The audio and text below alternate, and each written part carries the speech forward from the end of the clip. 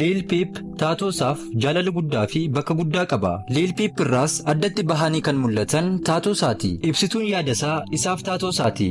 Taatoon Lil Peep maal jechuu akka ta'e akkasumas iccitiiwwan taatoo kana duuba jiran baruuf ni yaalla. Namoonni chaanaalii kanaaf haaraa taatan chaanaalii kana subscribe godhaatii eegalaa isiniin jecha amma xumura viidiyoo kootti na waliin tura.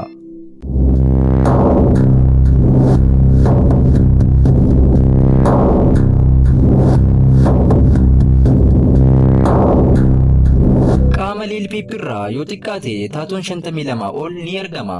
Isaan keessaas yoo xiqqaate 29 kan ta'an yoon isinitti hime isin fayyada kan jedhu isiniif qabadheen dhiyaadheen jira. Hiika taatoo kanaas gaggabaabseen isinitti hima. Sadarkaa jalqabaa irratti kan nuyi argannu Get Cake Daayang taatoo jedhamudha. Taatoon kun adda isaa irratti argama. Hiikni waan kanaas halkan tokko Lil Peep fi hiriyoonni isaa waliin ta'uun dhugaatii dhugu. Lil Peepis machaa'ee of hin beeku ture.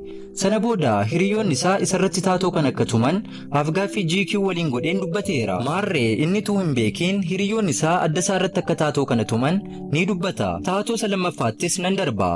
Taatoo lammaffaatti yeroo darbinu kan nuyi argannu taatoo Peep jedhu arganna. Taatoon kun harka isaa bitaa irratti argama. Hiikaan kanaas Lil Peepiif harmeensaa Gustaaf maqaa jedhu kan laatteef yeroo ta'u, kan isheen isa waamtu garuu Peeppee yookaan Peeppii jettee isa waamti ture. Innis waan kana namoonni akkanaaf baraniifan tumadhe jechuun afgaaffii GQ waliin godheen dubbateera. Taatoo sadaffaatti yeroo ceenu immoo 11 fi 1 kan jedhu arganna. Hiikni waan kanaas kallattiidhaan dhaloota isaa waliin wal qabata. Hiikni 11 fi 1 bara dhalootaa Lil Peepidha. Barri inni dhalate akkuma yaadannu akka bara warra Awurooppaatti sadaasa 1 bara 1996 dhalate. Kanaaf amma erga du'een booda dinqisiifattoonni isaa akka Halloween Day ni kabajuu fi 11 fi 1 jechuudha. Gara arfaffaatti yeroo ceenu harka isaa bitaa irratti fakkii Halloween arganna. Hiikni waan kanaas Lil Peep halkan Halloween fi sadaasni 1 guyyaa tokkorra waan kabajamuuf waan kana yaadachuuf mallattoo Halloween harka isaa bitaa irratti tumateera. Taatoo isa shanaffaatti yeroo ceenu immoo taatoo Halloween arganna. Taatoon kun gurra isaatii gadi morma isaa waliin taatoo mul'atan yeroo ta'u, hiikni kanaas ammas raappariin kun halkan Halloween guyyaa dhaloota isaa waliin waan wal qabatuuf tumate. Taatoon kunis simbirroo halkaniidha. Morma isaarraa urjii gaditti kan argamtu simbirroo halkanii kan bakka buutudha. Simbirroon halkanii kunis kan isheen bakka buutu guyyaan dhaloota isaa fi Halloween Day walitti dhiyoo gatii isaan ta'aniif isa ibsuu barbaadeeti. Maarree taatoo Halloween Day ibsan gara sadiitti siiqan tumateera. Taatoo ja'affaatti yeroo ceenu kan nuyi argannu LKW fi 10 hir'isuu 27dha. Taatoon kunis harka isaa mirgaa gara gadiitti argama. Hiikni isaas LKW qubeen jalqabaa harmee isaa Laayizaa Waaq bakka bu'a. Lakkoofsi kunis immoo bara dhaloota ishee ibsa. Harmeen Lil Peep onkololeessa 27 bara 1982 dhalatte. Lakkoofsi kunis kana bakka bu'a. Lil Peep umurii isaa ganna 14tti taatoon isaa jalqabaa inni tumate LKW fi 10 hir'isuu 27dha. Gara torbaffaatti yeroo ceenu taatoo Laaf jedhudha. Kan immoo kan nuyi argannu handhuura isaa biratti arganna. Jaalalli ofii isaatiin of ibsa garuu Lil Peep Laaf kan jedhu keessatti qubee O irratti immoojii gaddisiisaa fuula gammachuu hin qabne fayyadameera. Jaalala keessaa dhokachuu kan danda'u gadda agarsiisa. Kanaanis jaalalaan miidhamuusaa akka agarsiisu afgaaffii GQ waliin godheen dubbateera. Taatoo 8ffaatti yeroo ceenu immoo kan nuyi argannu Miip jedhama. Taatoon kunis gara miilla isaatti argama. Lil Peep fi jaalalleensaa saree daa'imummaa isaatii qabee guddisan qabu ture. Maqaa Miip jedhamus kan kenneef Lil Peepidha. Yeroo baay'ees akka mucaa isaatti saree kana kunuunsa ture. Kanaafis saree kana yaadachuuf akka tumate ni dubbata. Taatoo 9ffaatti yeroo ceenu kan nuyi argannu taatoo simpisan irra jiran Liizaa fi Maam jedhamanidha. Hiikni isaas hariiroo inni harmeesaa waliin qabu ibsuu barbaadeeti. Afgaaffii GQ waliin godheenis akkas jechuun dubbateera. Ani Liizaadha. Sababni isaas jireenya koo keessatti rakkoon yeroo uumamu akkasumas yeroo dhiphadhu harmee kootti bilbileen hima. Isheenis na waliin dhiphatti. Anis harmee koo waanan jaalladhuufi simbooliin Liizaa fi Maam harmee koo fi anaan bakka bu'a jechuun afgaaffii GQ waliin godheen dubbateera. Gara 10ffaatti yeroo ceenu taatoo Hillboy jedhamu arganna. Taatoo kana kan nuyi argannu morma isaa gara gadiitti yeroo ta'u, Hillboy maqaa jalqabaa Lil Peepidha. Moggaafni maqaa kanaa kan fudhatame fiilmiin tokko erga hojjetameen booda maqaa kaaraaktarii tokko irraa fudhachuu danda'eera. Taatoo 11ffaattis nan darba. 11ffaa irratti taatoo Broken Heart arganna. Taatoo Broken Heart bakka inni itti argamu ija isaarraa xiqqoo gadi siiqee argama. Taatoo kana bara 2015 tumate. Hiikni taatoo kanaas yeroo sanatti qofummaan waan itti dhaga'amaa tureef qofummaa isaa ibsuuf mallattoo birookan heerta akka fayyadame dubbateera. Taatoo 12ffaatti yeroo ceenu taatoo hoorsishuu arganna. Hoorsishuu jechuun qoochuu fardaa jechuudha. Maarree taatoo kana kan tumate ija isaa lamaan gidduutti funyaan isaarraa immoo gara olitti siiqee argama. Hiikaan kanaa immoo qoochoon fardaa akka mallattoo carraa gaariitti ilaalama. Lil Peep taatoo kana fuula isaa irratti kan tumateef qoochoon fardaa carraa gaarii akkanaa fiduufan tumadhee jechuun dubbata. Taatoo 13ffaatti ceena. Taatoo 13ffaatti yeroo ceenu kan nuyi argannu taatoo Cry Baby jedhamu arganna. Taatoon kun kan argamu nyaara ija isaa mirgaa gara oliitti argama. Taatoo kanas guddisee tumate. Hiikni isaas Lil Peep jireenya isaa keessatti wanta ta'e hunda galateeffachuu akka qabu karaatti inni ofiin of yaadachiisudha. 14ffaa irratti kan nuyi argannu taatoo Rose yeroo ta'u naannoo ija isaa mirgaa fi gurra isaatti siiqee argama. Hiikni isaas taatoo ani kanaan dura tumadhee haguuguuf gargaaraa jechuun dubbateera. 15ffaatti yeroo ceenu kan nuyi argannu taatoo Daadii jedhudha. Taatoon kun kan argamu laphee isaarraa gara oliitti argama. Maaliif taatoo kana laphee isaarratti garaa jabinaan akka tumate dinqisiifattoota isaaf hin ibsine. Namoonni baay'een akka jedhanitti taatoo kana abbaasaaf tumate. Sababni isaas immoo abbaasaa biratti hin guddanne. Abbaan isaanii isaan dhiisee waan deemeefi jedhu. Taatoo 16ffaatti yeroo ceenu baala maarijuwaanaa yookaan baala kaaniibaas arganna. Bakki taatoon kun itti argamu laphee isaa gara bitaa yeroo ta'u, Lil Peep baala sammuu namaa hadoochu maarijuwaanaa jedhamu ibsuuf itti gargaarameera. Baalli maarijuwaanaa laphee isaa akka guuguu nutti agarsiisa. Lil Peep kaaniibaas yookiin maarijuwaanaa xuuxuu akka jaallatu ofiin dubbateera. Taatoo 17ffaatti darbina. 17ffaa irratti kan nuyi argannu taatoo A jedhamudha. Bakki taatoon kun itti argamu harka isaa mirgaa irratti gadi galagaltee argamti. Hiikni kanaas dinqisiifattoonni isaa hedduun qubeen A Arziiliyaa kan jedhamtu jaalallee duraanii Lil Peep akka bakka buutu amanu.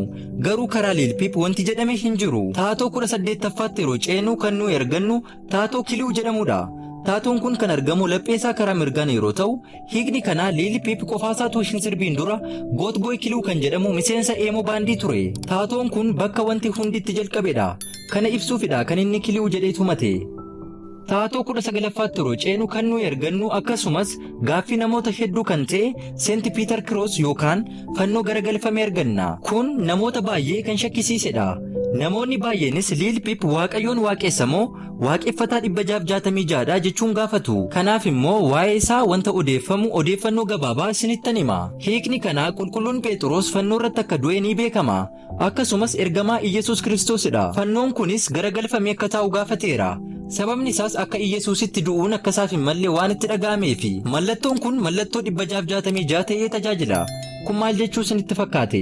Fannoon ol garagalfamee jiru Iyyasuusin kan bakka bu'u yeroo ta'u, fannoon gadi garagalfamee jiru immoo 666 bakka bu'a. Lil Peepis sababni ani fannoo garagalcheef ani Iyyasuus waliin qixxee ta'uu hin danda'u. Kanaafan garagalchee jechuun dubbateera. Taatoo 20ffaa irratti kan nuyi argannu fannoo Seeltik arganna. Taatoo fannoo Seeltik kan nuyi argannu harka isaa mirgaa gara gateettii isaatti siiqee arganna. Hiikni kanaas fannoon Seeltik baroota gidduu galeessa keessa kanneen akka Firaans, Biriitaaniyaa fi biyyoonni akka Aayirlaand amantaa biraarraa gara amantii kiristaanaatti yeroo dhufan fannoo kanatti fayyadamu ture. Kanaaf fannoon kun mallattoo barsiisa hafuuraa kan kennudha. Gabaabaadhumatti Lil Peep amantaa kiristaanaa hordofa jechuudha. Taatoo 21ffaatti yeroo ceenu kan nuyi argannu taatoo Forever kan jedhudha. Taatoo Forever kan jedhu kan nuyi argannu harka isaa mirgaa quba abbuudduu isaa irratti arganna. Jecha Forever jedhus tarreedhaan gadi barreesseera. Hiikni isaas Desembar 2015 Lil Peep mixtape isaa lammaffaa loogoo isaa Live Forever jedhu ofiin gadhiiseera. Ani muuziqaa kootii fi jechuunis dubbateera. Taatoo 22ffaatti yeroo ceenu kan nuyi argannu taatoo Star jedhamu arganna. Yookiin urjiisa jedhamu jechuudha. Bakki taatoon kun itti argamu morma isaa irratti karaa gurra isaa immoo gadi siiqee argama. Yeroo baay'ee urjiin wallaansoo isaan dukkana waliin godhan ibsuuf gargaara. Lil Peep dhiphina hafuuraa fi yeroo baay'ee of ajjeesuuf yaala akka ture dubbateera. Kanaaf iccitii kanatu urjii kana duuba jira jedhamee amanama. Karaa Lil Peepiin waa'een urjii kanaa wanti jedhamee hin jiru. Karaa dinqisiifattoota isaa garuu Lil Peep of ajjeesuuf yaala akka turee fi urjiin kun immoo abdii haaraa akka bakka bu'uu danda'u dubbatu. Taatoo 23ffaatti yeroo ceenu kan nuyi argannu taatoo RIP jedhamudha.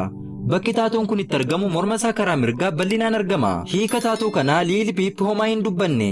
Dinqisiifattoonni isaa du'a kaakayyuu isaa waliin walitti dhufeenya qabaa jechuun dubbatu. Taatoo 24ffaatti yeroo ceenu kan nuyi argannu taatoo Ghost jedhamudha. Taatoon kun kan argamu harka isaa bitaa naannoo maashaa isaa bira xiqqoo gadi siiqee argama. Kun immoo hafuura du'aa bakka bu'a. Lil Peep guyyaa Halloween akka dhalate hundi keenyuu ni beekna.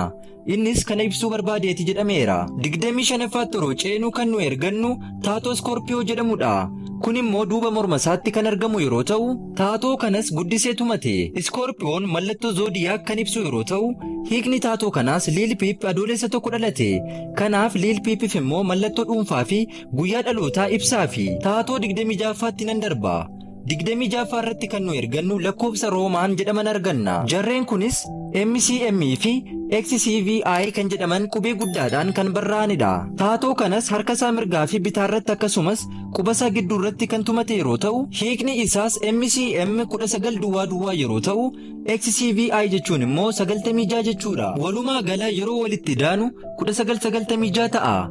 1996 bara dhaloota isaa akka ibsu Lil Peep afgaaffii GQ waliin godheen dubbateera. Taatoo 27ffaa irratti kan nu ergannu taatoo Playing Card Sheet arganna. Bakki isaan itti argaman harka isaa bitaa irratti kan argamanii fi mallattoo garaagaraa 4 kan qabanidha. Isaanis urjii, laphee, ariitii fi daayimandiidha. Hiikni waan kanaas karaa lamaan hiikamuu danda'a. Tokkoffaan qilleensa, lammaffaan bishaani, sadaffaan ibidda, arfaffaan immoo lafa ta'uu danda'a. Karaa biraan yeroo hiiknu lapheen kan inni bakka bu'u jaalala yeroo ta'u, urjiin immoo fedha bakka bu'a, ariitiin du'a bakka bu'a, daayimandiin immoo qarshii bakka bu'aa jechuun dubbateera. 28ffaatti yeroo ceenu kan nu ergannu taatoo daayimandiidha. Bakki taatoon kun itti argamu harka isaa mirgaa quba isaa jalqabaa irratti argama. Hiikni isaas yeroo baay'ee daayimandiin soorummaa kan bakka bu'u yeroo ta'u, Lil Peep hojii ergan eegalee kaasee yeroo gabaabaa keessatti milkaa'uu danda'eera. Simboolii kanas kana ibsuuf bakka buuseera jechuun dubbateera. Ani nama milkaa'eedha. Ani nama carraa qabeessaa jechuu barbaadeeti. Taatoo 29ffaa fi sadhumaatti yeroo ceenu kan nu ergannu taatoo BFF Rise jedhamudha. Bakki taatoon kun itti argamu harka isaa mirgaa naannoo maashaa isaattidha. Hiikni waan kanaas Lil Peep fi hiriyyaan isaa Joodii hiriyyummaa isaanii agarsiisuuf lamaan isaanii taatoo kana tumataniiru. Haala nama gaddisiisuun garuu Lil Peep erga taatoo kana tumatee guyyaa 3 booda lubbuun isaa darbuun immoo baay'ee nama gaddisiisa.